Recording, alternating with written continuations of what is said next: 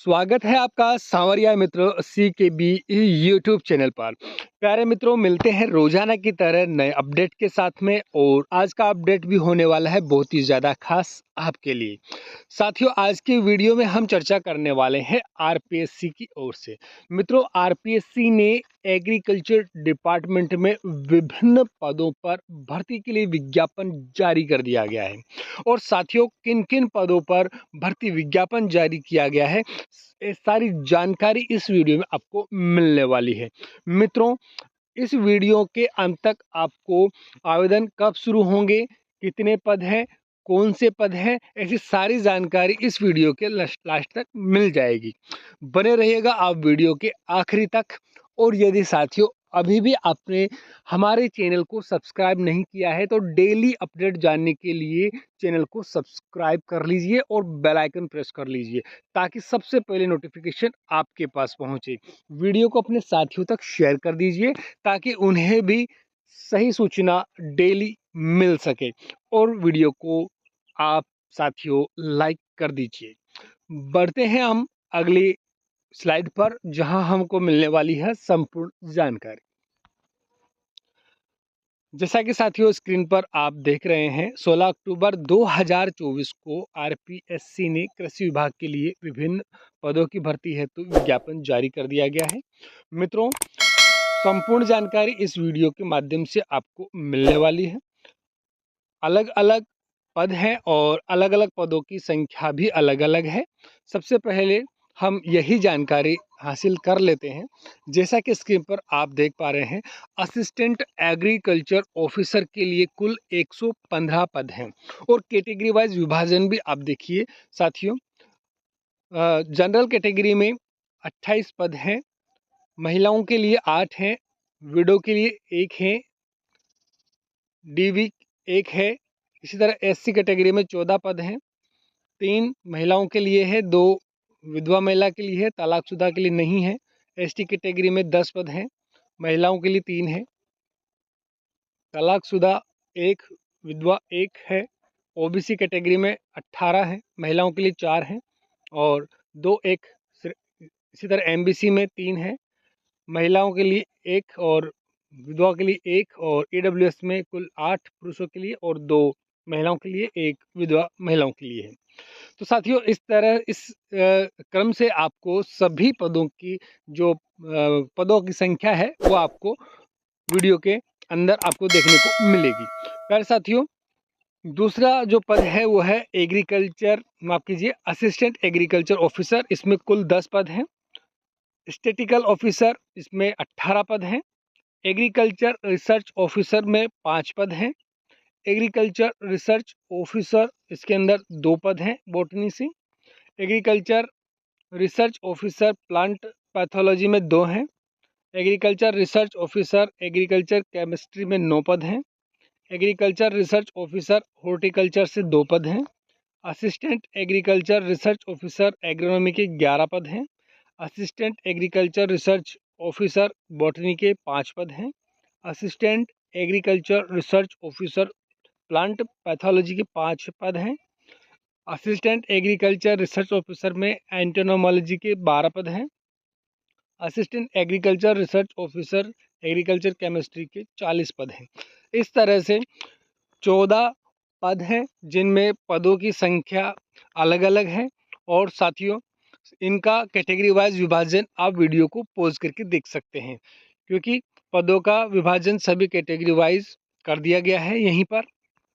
मित्रों, इस वीडियो में संक्षिप्त जानकारी हम लेने वाले हैं। काम की बात पर ही हम फोकस करने वाले हैं।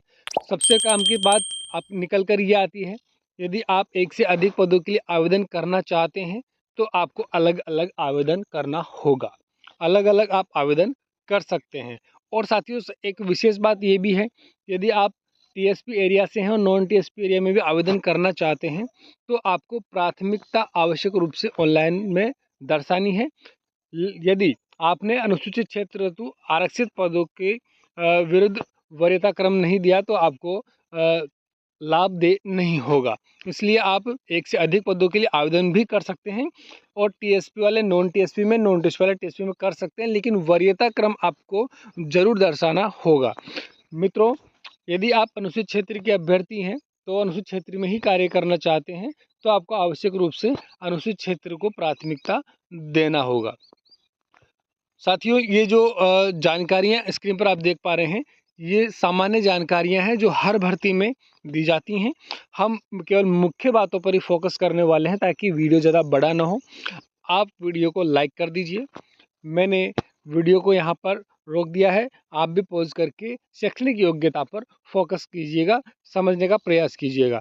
जैसे कि पद संख्या 1 और 2 के लिए आपके पास बीएससी एग्रीकल्चर होना चाहिए या फिर बीएससी हॉर्टिकल्चर आपके पास हो। पद संख्या 3 के लिए second class post graduate degree होनी चाहिए मैथ में, वह भी सांख्यिकी के साथ में। सेकंड क्लास एमएससी हो एग्रीकल्चर में या फिर आपके पास एमएससी हो स्टैटिक्स में। पद संख्या 4 के लिए आप सेकंड क्लास एमएससी एग्रीकल्चर होना चाहिए एग्रोनॉमी के साथ। 5 के लिए सेकंड क्लास एमएससी एग्रीकल्चर होनी चाहिए बॉटनी के साथ, या सेकंड क्लास एमएससी बॉटनी साथ में प्लांट ब्रीडिंग होना चाहिए। सेकंड क्लास एमएससी बॉटनी होना चाहिए पद संख्या 6 के लिए आपके पास, जिसमें आपने स्पेशलाइजेशन किया हो प्लांट बॉटनी में। साथ ही या फिर इसके अलावा सेकंड क्लास एमएससी एग्रीकल्चर होना चाहिए प्लांट पैथोलॉजी में। पद संख्या 7 के लिए आपके पास सेकंड क्लास एमएससी एग्रीकल्चर होना चाहिए एंटोमोलॉजी, या सेकंड क्लास एमएससी होना चाहिए जूलॉजी में।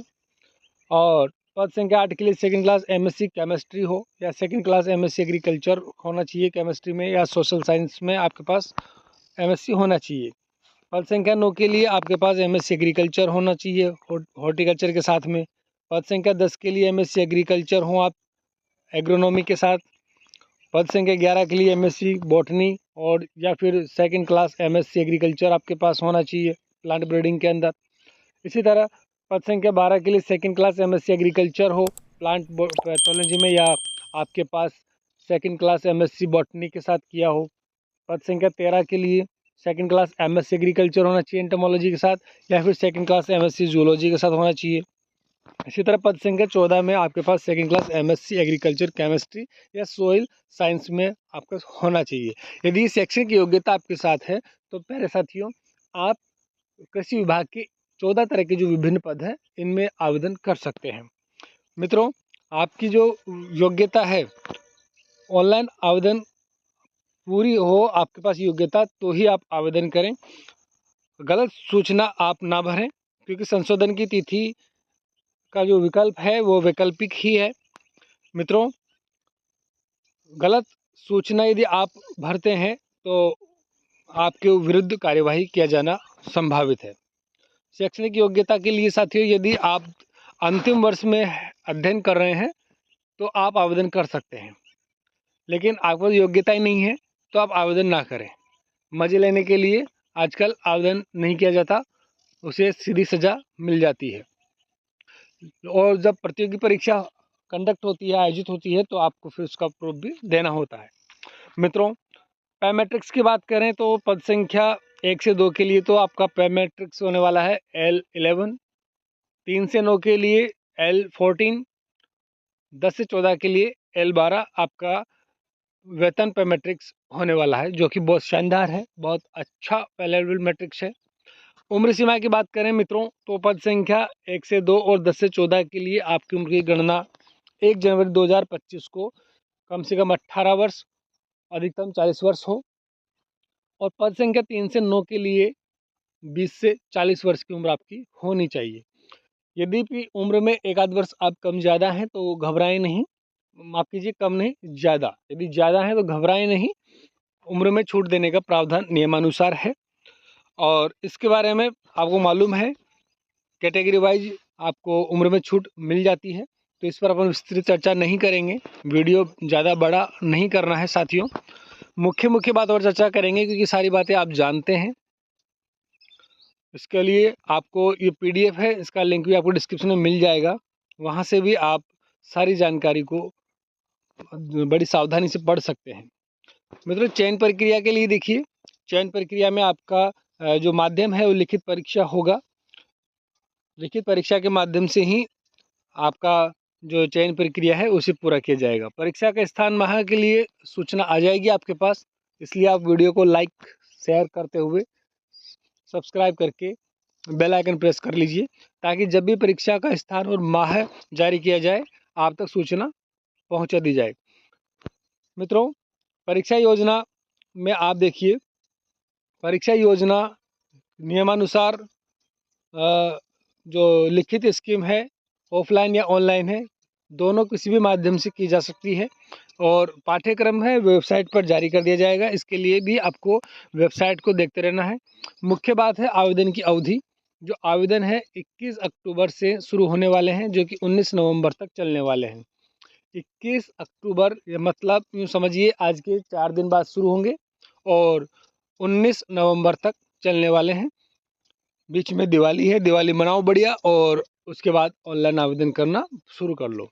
आवेदन प्रक्रिया वही है साथियों, आपका OTR आपको करवाना है अपनी SSO ID पर। वन टाइम आपका जो शुल्क है वो आपको देना है। बड़ी सावधानी वाली बात बरतने की ये है कि आप OTR सावधानी से ही करें। नाम, जन्म तिथि, लिंग वगैरह यदि आपके जन आधार में गलत है तो पहले से सही करवा लें। सही करवाने के बाद ही आप OTR रजिस्ट्रेशन करवाएं। OTR रजिस्ट्रेशन करवाने के बाद ही आप अपना ऑनलाइन आवेदन कराएं, क्योंकि साथियों ऑनलाइन आवेदन करने से पहले यदि आपकी OTR में गलती हो जाती है तो मित्रों उसका जो संशोधन है वो बड़ी मुश्किल से होता है। और अगर होता भी है तो आपका नाम, पिता का नाम, आपकी डेट ऑफ बर्थ, आपका लिंग, ये जो 4 चीज़ें हैं इन्हीं के अंदर संशोधन करना बड़ा मुश्किल होता है। बाकी और संशोधन आप कर सकते हैं। तो गलतियां होती भी इन्हीं में हैं। जब इन्हीं में गलतियां होती हैं और इन्हीं का संशोधन नहीं होता तो क्या फ़ायदा।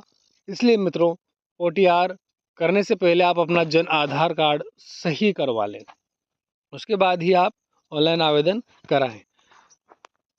आपकी फ़ीस के बारे में आपको मालूम है, फिर भी हम बता देते हैं। फ़ीस आपकी 600 और 400 होने वाली है। यदि संशोधन आप करना चाहेंगे तो आपको 500 रुपये का शुल्क एक्स्ट्रा लगेगा, इसलिए आप गलती करने से बचें।